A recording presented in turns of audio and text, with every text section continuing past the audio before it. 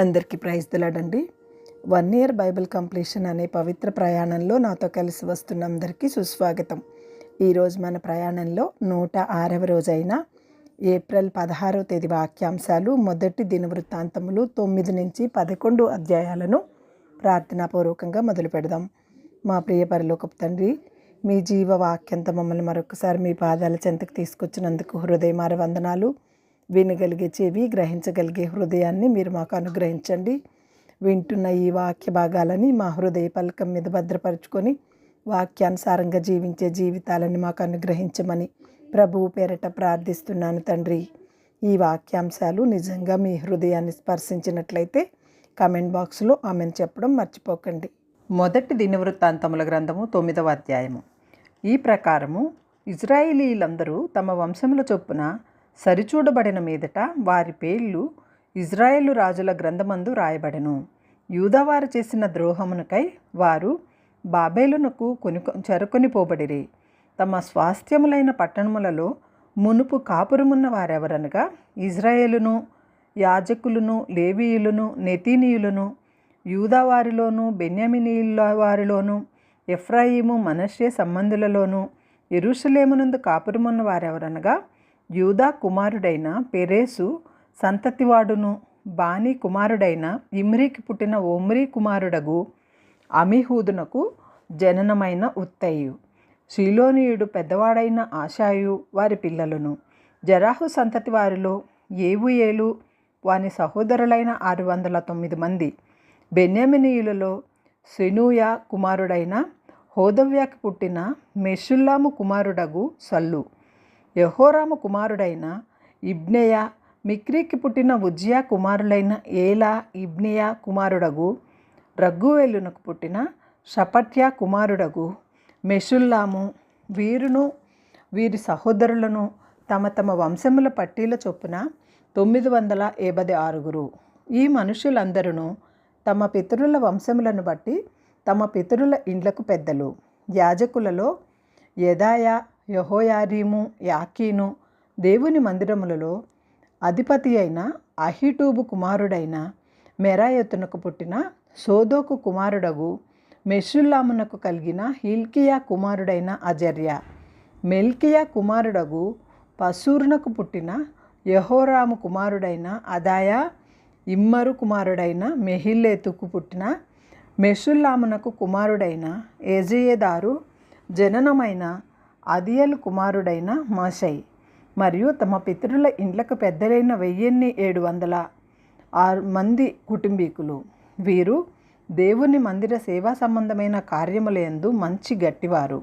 మరియు లేవీయులలో మెరియా సంతతివాడైన హబబ్యా కుమారుడగు అజ్రికామునకు పుట్టిన హషూబు కుమారుడైన షమయా, బల్కకరు, ఎరేషు, గాలాలు, ఆసాపు కుమారుడగు జిక్రీకి పుట్టిన మీకా కుమారుడైన మత్తన్య, ఏదూతోను కుమారుడైన గాలాలునకు పుట్టిన షమయా కుమారుడైన ఓబేద్య, నెటోపాతీయుల గ్రామములో కాపురమున్న ఎల్కానా కుమారుడైన ఆసాకు పుట్టిన బెరెక్య.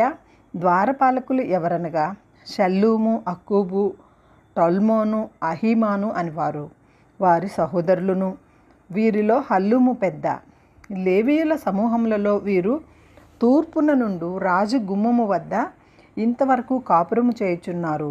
మరియు కోరేహు కుమారుడగు ఎబ్యాసాపునకు పుట్టిన కోరే కుమారుడైన షల్లూము వారి పితరుల ఇంటివారును, వారి సహోదరులకు కోరాహీయులను సేవా సంబంధమైన పని మీద నుండి గుడారములకు ద్వారపాలకులై ఉండిరి. వారి పితరులు యెహోవా పాలెమునకు కావలివారై ఉండి ప్రవేశ స్థలమును కాయుచుండిరి. ఎలియాజరు కుమారుడైన ఫీనెహాసు మునుపు వారి మీద అధికారి అయి ఉండెను. యెహోవా అతనితో కూడా నుండెను. మరియు మెషిలెమ్యా కుమారుడైన జెకర్య సమాజపు గుడారం యొక్క ద్వారమునకు కావలి. గుమ్మముల వద్ద ద్వారపాలకులుగా ఏర్పడిన వీరందరూ 212. వీరు తమ గ్రామముల వరుసను తమ వంశావళిల చొప్పున సరిచూడబడిరి. వీరు నమ్మదగిన వారని దావీదు దీర్ఘదర్శియగు సమూయేలు వీరిని నియమించెను. వారికిని వారి కుమారులకును యెహోవా మందిరపు గుమ్మములకు అనగా గుడారపు మందిరము యొక్క గుమ్మములకు వంతు చొప్పున కావలికాయు పని కలిగి ఉండెను. గుమ్మముల కావలివారు 4 దిశలను అనగా గుమ్మములను పడమరను, ఉత్తరమును, దక్షిణమును ఉండిరి. వారి సహోదరులు తమ గ్రామములలో నుండి 7 దినములకొకసారి వారి వద్దకు వచ్చుట కద్దు. లేవీయులైన 4 ప్రధాన ద్వారపాలకులు ఉత్తరవాదులై ఉండిరి. దేవుని మందిరపు గదుల మీద, బొక్కసముల మీదను ఆ లేవీయులు ఉంచబడి ఉండిరి. వారు దేవుని మందిరమును కావలివారు కనుక వారి కాపురములు దాని చుట్టూ ఉండెను. ప్రతి ఉదయమున మందిరపు వాకిండ్లను తెరుచు పని వారిదే. వారిలో కొందరు సేవోపకరణములను కనిపెట్టువారు. వారు లెక్క చొప్పున వాటిని లోపలికి కొనిపోవలను, లెక్క చొప్పున వెలుపలికి తీసుకొని రావలను. మరియు వారిలో కొందరు మిగిలిన సామగ్రి మీద, పరిశుద్ధమైన పాత్రలన్నిటి మీదను ఉంచబడి ఉండిరి. సన్నపు పిండియు, ద్రాక్షారసమును, నూనెయు, ధూపవర్గమును వారి ఆధీనములో చేయబడెను.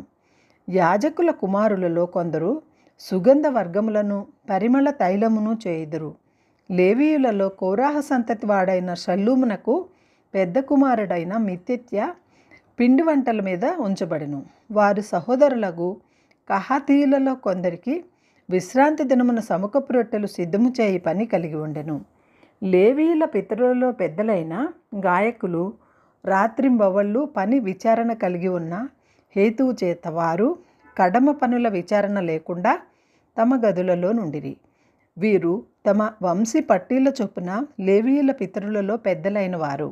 వీరు యెరూషలేమునందు కాపురముండిరి. గిబియోను తండ్రి అయిన యెహీయేలు గిబియోనులో కాపురముండెను. అతని భార్య పేరు మయాక. ఇతని పెద్ద కుమారుడు అబ్దోను. సూరు, కీషు, బయలు, నేరు, నాదాబు. గెదోరు, అహ్యా, జకర్యా, మిక్లోతు తరువాత పుట్టినవారు. మిక్లోతు షిమ్యోనును కనెను. వీరు యెరూషలేము వారసులకు తమ సహోదరులతో కూడా తమ సహోదరులకు ఎదురుగానున్న ఇండ్లలోనే కాపురముండిరి. నేరు కీషును కనెను. కీషు సౌలును కనెను. సౌలు యోనాతానును, మల్కీషువాను, అబినాదాబును, యష్బయలును కనెను. యోనాతాను కుమారుడు మెరిబ్బయలు. మెరిబ్బయలు మీకాను కనెను. మీకా కుమారులు షీతోను, మెలేకు, తరేయా, ఆహాజు. ఆహాజు యోరాను కనెను. ఎరా అలెమెకెతును కనెను. అజ్మావేతును, జిమ్రీని కనెను. జిమ్రీ మోజాను కనెను. మోజా బిన్నాను కనెను. రెఫాయా బిన్యాకు కుమారుడు. ఎలాషా రెఫాయాకు కుమారుడు. ఆజేలు ఎలేషా కుమారుడు. ఏజేలునకు 6 కుమారులుండిరి. వారు అజ్రీకాము, బోకెరు, ఇష్మాయేలు, షయర్యా, ఒబేద్యా, హానాను అను పేర్లు కలవారు. వీరు అజేలు కుమారులు. మొదటి దినవృత్తాంతముల గ్రంథము 10వ అధ్యాయము. ఫిలిప్తీయులు ఇశ్రాయేలీలతో యుద్ధము చేయగా ఇశ్రాయేలీలు ఫిలిప్తీయుల ఎదుట నిలవలేక పారిపోయి హతులై గిల్బోవ పర్వతమందు పడిరి. ఫిలిప్తీయులు సౌలును అతని కుమారులను తరిమి సౌలు కుమారులైన యోనాతానును, అబినాదాబును, మల్కీషువాను హతము చేసిరి. యుద్ధములో సౌలు ఓడిపోచుండెను. అతడు అంబులు వేయువారి కంటబడి వారి చేత బహు గాయములనొందెను. అప్పుడు సౌలు, ఈ సున్నితి లేని జనులు వచ్చి నాకు మానభంగము చేయకుండా నీవు నీ కత్తి దూసి నన్ను పొడిచివేయమని తన ఆయుధములను మోయువానితో అనగా వాడు బహుగా భయపడి అలాగు చేయుట ఒప్పలేదు కనుక సౌలు తన కత్తి మీద పడెను. సౌలు చనిపోయినని ఆయుధములు మోయువాడు తెలుసుకొని తానును కత్తిని పట్టుకొని దాని మీద పడి చచ్చెను. ఆ ప్రకారమే సౌలును అతని 3 కుమారులను చచ్చిరి. మరియు అతని ఇంటి వారందరూ చచ్చిరి. జనులు పారిపోయిరని సౌలు అతని కుమారులను చనిపోయిరనియు లోయలోని ఇశ్రాయేలీలందరూ తెలుసుకొని తమ పట్టణములు విడిచి పారిపోగా ఫిలిప్తీయులు వచ్చి వాటిలో కాపురముండిరి. హతులైన వారిని దోచుకొనుటకై ఫిలిప్తీయులు మరునాడు వచ్చినప్పుడు వారు సౌలును అతని కుమారులను గిల్బోవా పర్వతమందు చచ్చి పడి ఉండుట చూచి అతని కవచములను దోచుకొని అతని తలను అతని ఆయుధములను తీసుకుని పోయి ఫిలిప్తీయుల దేశమంతటా వాటిని త్రిప్పి జరిగిన దానిని విగ్రహములకు జనులకును చాటించిరి. వారు అతని ఆయుధములను తమ దేవుడి గుడిలో పెట్టి అతని తలను దాగోను గుడిలోకి తరలించిరి. ఫిలిప్తీయులు సౌలునకు చేసినదంతయు యాబేష్ గిలాదు వారు విని అప్పుడు పరాక్రమశాలులైన వారందరూ లేచిపోయి సౌలు శవమును అతని కుమారుల శవములను తీసుకొని యాబేషునకు వచ్చి వారి ఎముకలను యాబేషునందు సింధూర వృక్షము కింద పాతిపెట్టి 7 దినములు ఉపవాసముండిరి. ఈ ప్రకారము యెహోవా ఆజ్ఞ గైకొనక ఆయన దృష్టి ఎదుట ద్రోహము చేసినందుకును, యెహోవా వద్ద విచారణ చేయక కర్ణ పిశాచముల యొద్ద విచారణ చేయుదానిని వెతికినందునను సౌలు హతమాయెను. అందునిమిత్తము యెహోవా అతనికి మరణశిక్ష విధించి రాజ్యమును యెషయ కుమారుడైన దావీదు వశము చేసెను. మొదటి దినవృత్తాంతముల గ్రంథము 11వ అధ్యాయము. అప్పుడు ఇశ్రాయేలీయులందరూ హెబ్రోనులో నుండి దావీదునొద్దకు కూడివచ్చి, చిత్తగించుము, మేము నీకు ఎముక వంటి వారము, రక్త సంబంధులము. ఇంతకుముందు సౌలు రాజై ఉన్నప్పుడు నీవు ఇశ్రాయేలీయులను నడిపించువాడవై ఉంటివి. నా జనులకు ఇశ్రాయేలీయులను నీవు ఏలి వారి మీద అధిపతిగా ఉందువని నీ దేవుడైన యెహోవా నీకు సెలవిచ్చెను అని మనవి చేసిరి. ఇశ్రాయేలీయుల పెద్దలందరూ హెబ్రోనులోనున్న రాజునొద్దకు రాగా దావీదు హెబ్రోనులో యెహోవా సన్నిధిని వారితో నిబంధన చేసెను. అప్పుడు వారు సమూయేలు ద్వారా యెహోవా సెలవిచ్చిన ప్రకారము దావీదును ఇశ్రాయేలీయుల మీద రాజుగా అభిషేకం చేసిరి. తరువాత దావీదును ఇశ్రాయేలీయులందరూ యెరూషలేమనబడిన ఏబూసునకు పోయిరి. ఆ దేశవాసులైన యెబూసీయులు అచ్చట ఉండిరి. అప్పుడు నీవు వీని యందు ప్రవేశింపకూడదని యెబూసు కాపురస్తులు దావీదుతో అనగా దావీదు పట్టణమనబడిన సీయోను కోటను పట్టుకొనెను. ఎవడు మొదట యెబూసీయులను హతము చేయునో వాడు ముఖ్యుడును సైన్యాధిపతియు నగునని దావీదు సెలవీయగా, సెరూయా కుమారుడైన యోవాబు అందరికంటే ముందుగా ఎక్కి ఆ ఆధిపత్యమును పొందెను. తర్వాత దావీదు ఆ కోటయందు నివాసము చేసినందున దానికి దావీదుపురం అను పేరు కలిగెను. దావీదు మిల్లో మొదలుకొని చుట్టూ పట్టణమును కట్టించెను. యోవాబు పట్టణంలో మిగిలిన భూభాగములను బాగుచేసెను. సైన్యములకు అధిపతియగు యెహోవా అతనికి తోడయుండగా దావీదు ఆ ప్రకారము అంతకంతకు అధికుడగుచుండెను. ఇశ్రాయేలీయులకు యెహోవా సెలవిచ్చిన ప్రకారము దావీదును పట్టాభిషేకము చేయుటకై అతని రాజ్యమునందు అతనితోనూ ఇశ్రాయేలీయులందరితోనూ కూడి సహాయము చేసిన దావీదునొద్దకు పరాక్రమశాలులైన వారిలో ప్రధానులు వీరు. దావీదునొద్ద నుండిన ఆ పరాక్రమశాలులు పట్టీలోని వారు 30 మంది. వారిలో హక్కోని కుమారుడైన ఏషాబాతు ముఖ్యుడు. అతడు ఒక యుద్ధమందు 300 మందిని చంపి వారి మీద ఈటె ఆడించినవాడు. ఇతని తర్వాత వాడు అహోహీముడగు దోదో కుమారుడైన ఎలియాజరు. అతడు పరాక్రమశాలులని పేరు పొందిన ముగ్గురిలో ఒకడు. ఫిలిష్తీయులు దాని నిండా ఎబలుగల చేను ఉన్న వస్తమ్మియులో యుద్ధము చేయుటకై కూడిరాగా జనులు ఫిలిష్తీయులను చూచి పారిపోయినప్పుడు ఇతడు దావీదుతో కూడా అచ్చట ఉండెను. వీరు ఆ చేనిలో నిలిచి దాన్ని కాపాడి ఫిలిష్తీయులను హతము చేయగా యెహోవా జనులకు గొప్ప రక్షణ కలగజేసెను. 30 మంది పరాక్రమశాలులలో ముఖ్యులకు ఈ ముగ్గురు అదుల్లాము అను చట్టు రాతికొండ గుహలో నుండి దావీదునొద్దకు వచ్చిరి. ఫిలిష్తీయుల సమూహము రెఫాయీయుల లోయలో దిగి ఉండెను. దావీదు మరుగు స్థలం ఉండగా ఫిలిష్తీయుల దండు బెత్లెహేమునందుండెను. దావీదు ఆశపడి బెత్లెహేమునందలి ఊరి గవిని వద్ద బావినీళ్లు కొంచెము నాకు దాహమునకు ఎవడు తెచ్చి ఇచ్చునని అనగా ఆ ముగ్గురును ఫిలిష్తీయుల దండులోనికి చొరబడిపోయి బెత్లెహేము అని ఊరి గవిని వద్ద బావినీళ్లు చేదుకొని దావీదునొద్దకు తీసుకొని వచ్చిరి. అయితే దావీదు ఆ నీళ్లు త్రాగుటకు మనస్సు లేక యెహోవాకు అర్పితముగా వాటిని పారబోసి, నేను ఇలాగు చేయకుండా నా దేవుడు నన్ను కాచునుగాక, ప్రాణమునకు తెగించి ఈ నీళ్లు తెచ్చిన ఈ మనుషుల రక్తమును నేను త్రాగుదినా అని చెప్పి త్రాగకపోయెను. ఆ ముగ్గురు పరాక్రమశాలులు ఇట్టి పనులు చేసిరి. యోవాబు సహోదరుడైన అబీషై ముగ్గురిలో ప్రధానుడు. ఇతడు ఒక యుద్ధమందు 300 మందిని హతము చేసి తన ఈటె వారి మీద ఆడించిన వాడై ఆ ముగ్గురిలోనూ పేరు పొందినవాడాయను. ఆ ముగ్గురిలోనూ కడమ ఇద్దరికంటే అతడు ఘనత పొందినవాడై వారికి అధిపతి ఆయను. కానీ ఆ మొదటి ముగ్గురులో ఎవరికిని అతడు సాటివాడు కాలేదు. మరియు కబ్సెయలు సంబంధుడగు పరాక్రమవంతుడునైన ఒకనికి పుట్టిన యెహోయాదా కుమారుడైన బెనాయాయును విక్రమ క్రియల వలన గొప్పవాడాయను. అతడు మోయాబీయుడగు అరియలు కుమారుడాయను. అతడు వారిద్దరినీ చంపెను. అతడు బయలుదేరి హిమము పడిన కాలమున ఒక సింహమును ఒక గుహయందు చంపివేశెను. 5 మూరల పొడవు గల మంచి ఎత్తరి అయిన ఐగుప్తీయుని ఒకని అతడు చావగొట్టెను.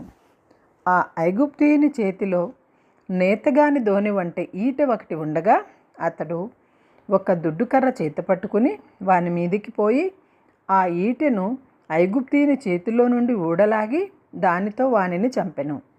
యెహోయాదా కుమారుడైన బెనాయా ఇట్టి పనులు చేసినందున ఆ ముగ్గురు పరాక్రమశాలులలో ఘనత నొందినవాడాయను. 30 మందిలోనూ ఇతడు వాసికెక్కెను. కానీ ఆ ముగ్గురిలో ఎవరికిని సాటివాడు కాలేదు. దావీదు ఇతనిని తన దేహ సంరక్షకులకు అధిపతిగా ఉంచెను. మరియు సైన్యములకు చేరిన వారు వేరు పరాక్రమశాలులు ఎవరనగా యోవాబు తమ్ముడైన ఆషాహేలు, బెత్లెహేము ఊరివాడైన దోదో కుమారుడైన ఎల్హానాను, హోరోరీయుడైన షమ్మాతు, ఫిలోనీయుడైన హేలస్సు, తికోనీయుడైన షమ్మోను, ఇష్కోషు కుమారుడైన ఈరా, అన్నేతీయుడైన అబియేజరు, హూషాతీయుడైన షిబ్బకై, అహాహీయుడైన ఈలై, నెటోపాతీయుడైన మహరై, నెటోపాతీయుడైన బయానా కుమారుడగు హేలేదు, బెన్యామీనీయుల స్థానములలోని గిబియా ఊరువాడునైన రిబైకి కుమారుడైన ఈతయి, సిరాతోనీయుడైన బెనాయా, గాయేషువాడైన హోరై, అత్సాతీరీయుడైన అబియేలు, బెహరుమీయుడైన అజ్మావేతు, షయీమోనీయుడైన ఎల్యాహ్బా, గిజోనీయుడైన షేయాము కుమారులు.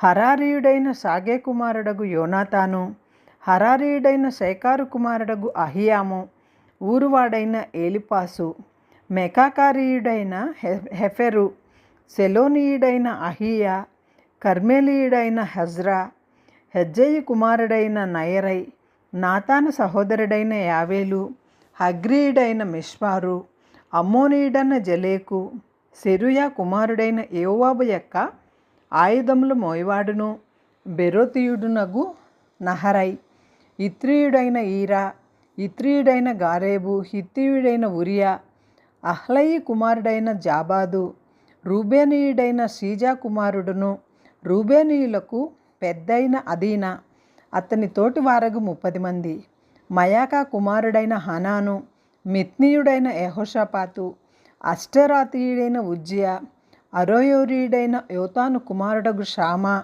యెహీయేలు, హిమ్రీ కుమారుడైన ఎదియావేలు, తిజియోయుడైన వాని సహోదరుడగు యేహు, మహనీయుడైన ఏలియేలు, ఎల్నమయు కుమారుడై ఎరీబై, యెషమ్యా, మోయాబీయుడైన ఇత్పా, ఏలియేలు, ఓబేదు, మెజోబాయ ఊరివాడైన యహసీయేలు.